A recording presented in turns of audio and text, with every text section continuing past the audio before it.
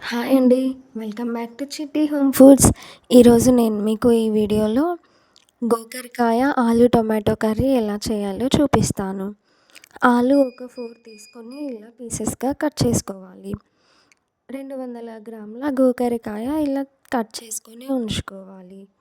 ఆ తర్వాత కరివేపాకు, పచ్చిమిర్చి ఒక 7 వరకు కట్ చేసుకోవాలి. ఒక మీడియం సైజ్ ఆనియన్ కూడా కట్ చేసుకోవాలి. ఒక 5 టొమాటోస్ వరకు ఇలా తీసుకోవాలి. ఇవి కూడా కట్ చేసుకోవాలి. ఆ తర్వాత అల్లం ఇంకా ఎల్లిపాయలు ఇలా దంచుకోవాలి. ముందుగా ఆయిల్ వేసుకొని ప్యాన్ హీట్ చేసుకోవాలి మీడియం ఫ్లేమ్‌లో. ఆ తర్వాత ఆవాలు వేసుకొని అవి చిటపటలాడాక జీలకర్ర వేసుకోవాలి. పావు టీ స్పూన్. ఇప్పుడు కరివేపాకు వేసుకున్న తర్వాత పచ్చిమిర్చి వేసుకొని వేగించుకోవాలి. ఆ తర్వాత ఆనియన్స్ వేసుకొని బాగా వేగించుకోవాలి. ఇవన్నీ పచ్చివాసన పోయేంత వరకు బాగా కలుపుతూ ఉండాలి. ఇది మీడియం ఫ్లేమ్‌లో పెట్టుకొని కలుపుతూ ఉండాలి. ఎందుకంటే బాగా ఫ్రై అయిపోతాయి. ఆ తర్వాత 1 టీ స్పూన్ సాల్ట్ వేసుకొని బాగా కలుపుకోవాలి. అల్లం వెల్లుల్లి పేస్ట్ అనేది వేసుకొని బాగా ఫ్రై చేసుకోవాలి. ఇలా ఫ్రై చేసుకున్న తర్వాత ఒక పావు టీ స్పూన్ పసుపు వేసుకొని ఇది కూడా పచ్చివాసన పోయేంత వరకు ఫ్రై చేసుకోవాలి.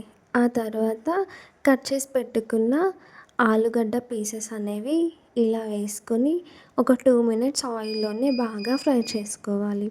ఇలా ఫ్రై చేసుకోవడం వలన బాగా ఫ్రై అయిపోతాయి. టేస్ట్ కూడా బాగుంటాయి. చూడండి ఇలా ఫ్రై చేసుకోవాలి.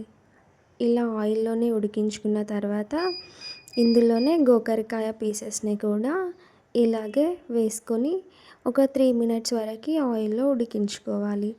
ఇలా మూత పెట్టకుండా ఉడికించుకోవడం వల్ల అవి బాగా ఫ్రై అయిపోతాయి.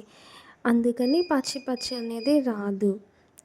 సో మనం ముందే మూత అనేది పెడితే పచ్చి పచ్చి వస్తుంది. ఒక 3 మినిట్స్ తర్వాత ఇలా మూత పెట్టి ఉడికించుకోవాలి. చూడండి తీసాక ఎంత బాగా ఉడికిపోయిందో. ఇలా హాఫ్ అనేది ఉడికిపోయింది కాబట్టి మళ్ళీ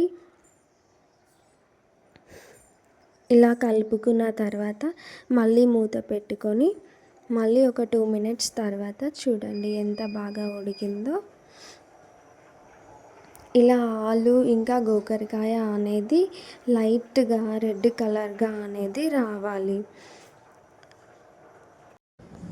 ఆ తర్వాత ఇందులోనే మనం కట్ చేసి పెట్టుకున్న టొమాటో పీసెస్ని కూడా ఇలా వేసుకొని ఒక 2 మినిట్స్ వరకు మగ్గించుకోవాలి. మూత పెట్టుకొని మగ్గించుకున్న తర్వాత చూడండి ఎంత మగ్గిపోయింది.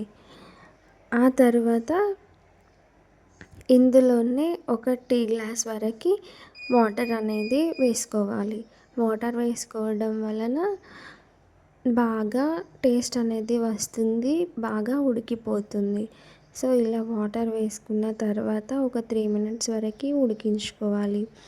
ఆ తర్వాత 1 టేబుల్ స్పూన్ కొత్తిమీర పొడి వేసుకున్న తర్వాత ఇలా కలుపుకున్న తర్వాత మళ్ళీ కొత్తిమీర అనేది వేసుకోవాలి.